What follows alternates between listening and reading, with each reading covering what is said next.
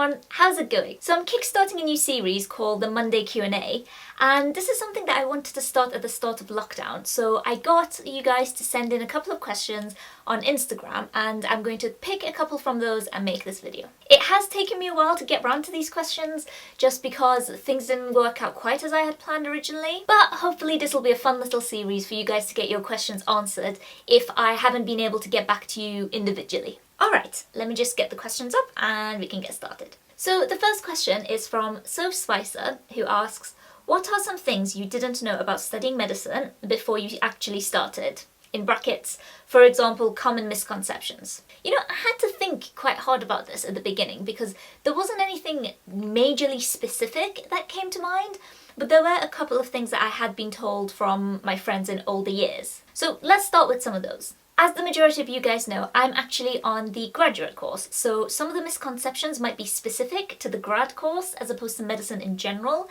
but one of the biggest ones was that as soon as you start this course, you will not have any social life or any time to socialise or do anything of that sort. And I think this is one of those things that is a misconception whether you are on an undergrad course or the graduate course.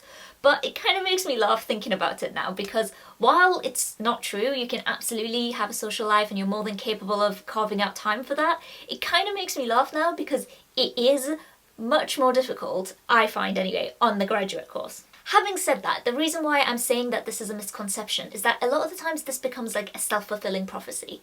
If you start your course thinking to yourself, I'm not going to have time for this, I'm not going to have time for socialising, I'm not going to have time to like go out and have fun, then it kind of becomes that way because you've said that to yourself so many times. And this is the thing with medicine, because it's a little bit of an endless endeavour in that you're always going to have something else to learn, there's always going to be another paper to read or another textbook to dip into. People feel the urge to make themselves ridiculously busy because that's kind of the expectation that once you're at medical school, that's it, everything else has to stop. So that's the first thing I would say, that socialising is as much of a priority as you decide to make it.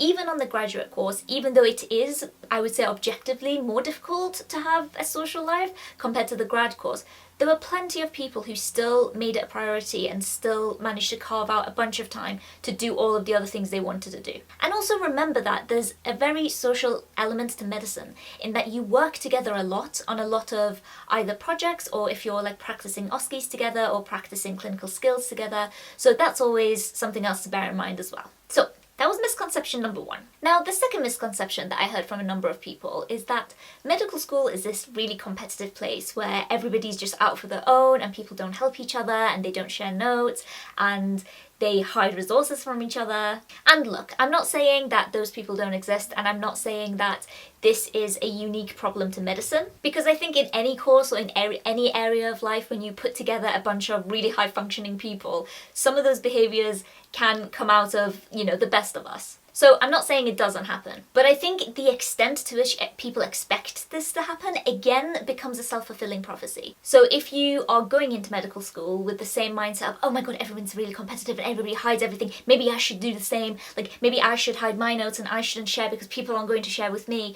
And then that itself, you don't realise that itself is what creates this dynamic that you were trying to avoid in the first place. Now, I have to say, in my particular case, one of the best things is that our course is PBL, or problem-based learning. And the beauty of that is that there is a lot of collaboration going on. In the experiences I've had in my first year, we did tend to work together on a lot of projects. We had group chats where we would just share notes and share information with each other. And that was really, really nice. And I think even if you aren't on a problem-based course and you are just on a regular, I suppose, lecture-based course, there is a capacity for that to happen as well. And if you don't see it, if you're a medical student and you don't see that sort of collaboration going on, be the one who creates it. Be the one who starts a group and says, you know what guys, we've got a group going on where we share notes and share tips and share ideas. And if anybody wants to join it, by all means be free. Or feel free, I should say. And actually, do you know what, while we're on this topic, I'm just gonna have a little bit of a side rant.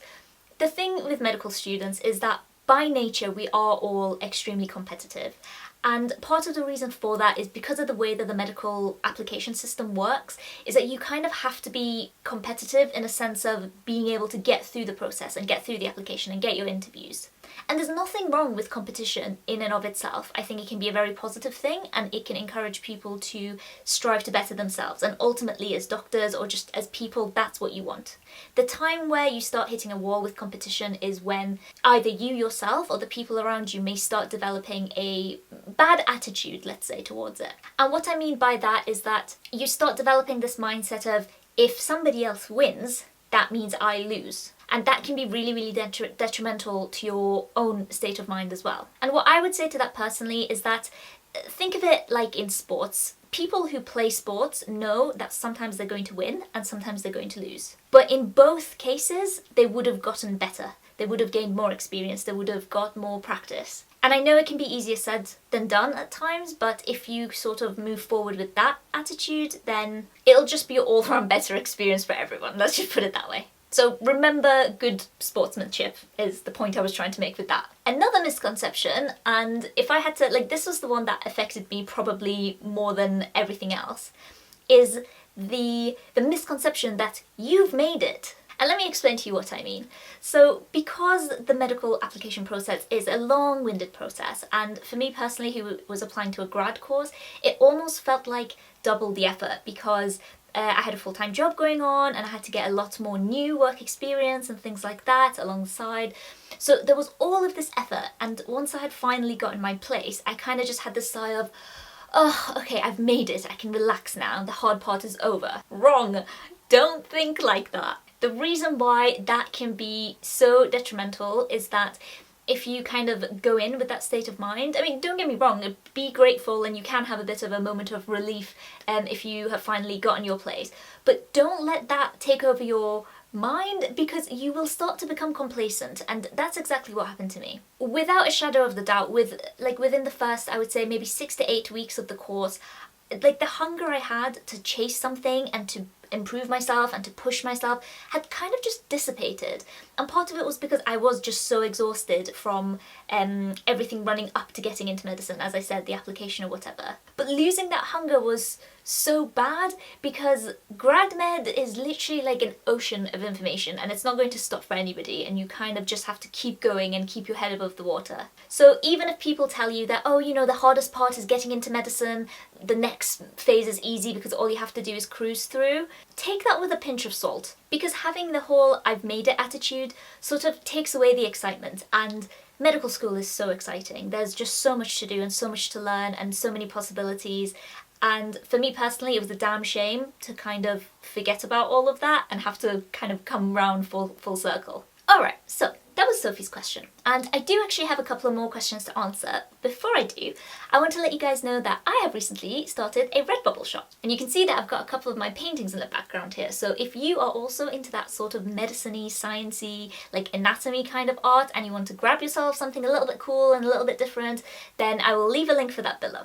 Alright, so let's get back to the Q&A. So the next question is from Hermie Cullen, and she asks, how are your studies going? Well, we have finished for the summer, so after everything kind of happened with COVID and the university started to close down, a lot of our learning was moved online, and instead of having our normal examinations, we ended up having online exams, but they were formative, so even though we were marked on them, they don't contribute towards the grades of our actual degree. But overall, I suppose just to answer your question, my studies are going well. But something that I don't know if other medical students or just students in general will be able to relate to is that because there is just so much content, as I mentioned earlier, there's so much to learn, there's so many new avenues that you can literally follow. For me personally, I do always have this bit of a panic in the back of my head of, I haven't done enough. I could spend literally weeks and weeks studying and there'll always be something more. And that voice in my head makes it very difficult for me to answer how my studies are going. So I guess if I were to answer that question simply, my studies are going well, I think. But they're only going as well as the voice in my head that tells me I need to do more. And you know what? If anybody has a remedy for this, I'm all ears. So the next question is also by Hermie Cullen, and she asks, have you thought about which specialty you want to go into? Now, I started medical school almost being adamant that I want to become an oncologist, just because prior to starting medical school I did a lot of work in cancer research and I worked with a lot of oncologists. So for me it sort of made sense to kind of follow that, I suppose. But for reasons that I can't quite explain, since starting medical school I've had this like affinity for surgery. General surgery specifically, just because I'm interested in GI, whether it's upper or lower GI. Again, I don't know. I can't tell you why. I don't know what like sparked my interest in the first place. Maybe it's because when I was 17, some of the work experience I got was working with surgeons who did this, and that was kind of like repressed in the back of my mind, and now that I've started medical school, it's starting to come to the surface. I don't know. But those are the interests I have so far. Never say never to oncology, I'm still keeping that in mind. But also general surgery could be a potential too. Having said that though, as a general rule, I would say it's far too early to tell. Maybe in around year 4 and 5, or even when I start F1, F2, then that'll make it a little bit more obvious as to which avenue I want to take. And then the final question by Hermie Cullen, she asks, how has COVID affected your studies? So other than how it's affected my exams, which I talked about earlier, in terms of next year, which is when I will be starting my clinical years, which means going into the hospital and doing placements and whatnot, so far the information we've been given is that it's not, like, our placement isn't going to be the regular Monday to Friday 9 to 5. There may be certain changes where we may have to do like out of hours or on weekends, and I have a feeling that the reason they're doing that is to make sure the students are spread out and to try and reduce any number of, reduce the number of people who are there that don't necessarily have to be. And I really, really do feel for the medical staff and also just the hospitals in general, because you can't stop our education because this is happening, because ultimately the more of a delay that you put in like the education of medical students, the more it means that, I don't know, 3, 4, 5 years, whatever down the line, there's going to be a band of potential doctors that are going to be missing or ill-equipped. So it's definitely like a case of keep calm and carry on. But that's how it's affecting it in terms of my hospital placements. But in terms of our GPs, so in addition to doing hospitals, I think we're also planning to do, or like what's in the curriculum is to do a day a week at the GPs, but I think that's also being cancelled, and that will be done online, I guess via Zoom calls or whatever. And I don't mean with the patients, I mean we have GP tutors who like teach us and do like one-to-one or like one to a few students like sessions. So I think those will be moved online, which is a bit of a shame, I suppose, but the safety of the patients and everybody else comes first. And then the next question is by Ali Al-Shamri, who asks, can you share with us some useful links and resources for medical students? Yes, I have made a list on my laptop, which I will read to you out now in no particular order. We have got KenHub, Ninja Nerd, Khan Academy, Osmosis, Pulse Medicine, MedTube, Geeky Medics, Teach Me Anatomy, Teach Me Physiology. Those are all amazing, and those are all of the things that I used this year. So go have fun, knock yourself out. Then the next question is by Akanaka Arts. Is that right? I hope I'm pronouncing that correctly, I'm sorry if I'm not. And they ask, is it difficult to take time out of your busy schedule to pursue hobbies? Short answer, in grad med, yes, but from what I've been told, that's just for the first year. So I'll just say this quickly for any of you guys who might not know. The difference between a graduate course and an undergraduate medical course is that on the graduate course, we are essentially doing year 1 and year 2 of a undergraduate course in 1 year. So it's essentially double the amount of work, it's intense, but because we are graduates and we do have some background of biosciences or medical sciences, the faculty have decided that, it is a lot of work and it is difficult, but they've kind of decided that we will be able to handle it, which we can, but it does mean that the time for lots and lots of other extracurricular activities is massively reduced. But as with everything else that I've said in this video, it all depends on the individual. I've definitely spoken to a bunch of people on my course who've still managed to keep up like their exercise classes, their hobbies, their interests, like joining societies. There are people who can manage it. Also things like part-time jobs or whatever. So you can manage it. It just depends on how good you are at managing your time. And in my case, I'm not very good at managing my time. Also, all of my hobbies like painting or whatever are like so time consuming. So yeah, that's my answer. That's my answer to that question. Then the next question is by That Spacey Boy, who asks, how have you been able to keep focused and productive while working from home? So this will be a COVID specific question, and as I said, these questions were sent in to me literally like 2 or 3 months ago. Sorry it's been so late. Anyway, I will still answer this question. I find working from home both awesome and amazing and also incredibly, incredibly challenging. And it's funny because as part of an assignment for university, we had to write a reflective essay on what it has been like to study from home. And the thing that I said in that essay, and is the thing that I'm going to share with you now, is that I enjoy studying itself more when I'm at home, because it means I'm unrestricted and I can study what I want in whatever order I want. Whereas when you're in university, you kind of have to follow like the schedule that's been set for you for the day. So, you know, you can't just say, well, I don't listen to this lecture today, I'm going to listen to that lecture, because you can't. Especially in PBL, because there is sort of like a process. You have to specific certain things at certain times. So being able to study from home and having that freedom has just made the whole thing so much more enjoyable. And also with the obvious added bonus of the fact that you can study in your pajamas, have endless cups of tea, and access to snacks. Or easy access to snacks, I should say. So those are all amazing things, but the difficulty with it is that it's very easy to get distracted. And the worst thing for me is that if I'm studying in a library, I will say to myself, and usually when I'm studying in a library, it might be like after a working day. So if I'm studying in a library, let's say from 5 o'clock till 8 o'clock or 8:30 or something, I think to myself, okay, so I've got around 3 to 4 hours to get as much studying done as possible before kind of going home and having a rest. But when you're at home, and especially during lockdown, when, you know, I haven't been working and there's been nothing else for me to do, I kind of think, well, you know, I don't have to start in the morning. I can start at 1 o'clock because I have the whole day. And then that kind of keeps getting pushed back and back and back. And then I'm like, oh God, it's 4 o'clock. I haven't started.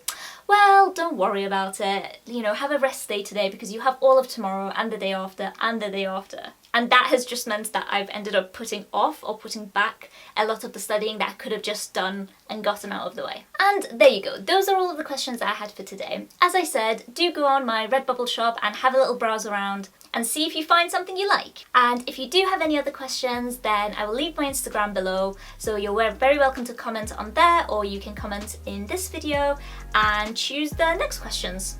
I hope you're all having a wonderful day, and until next time, take care, and I'll see you later.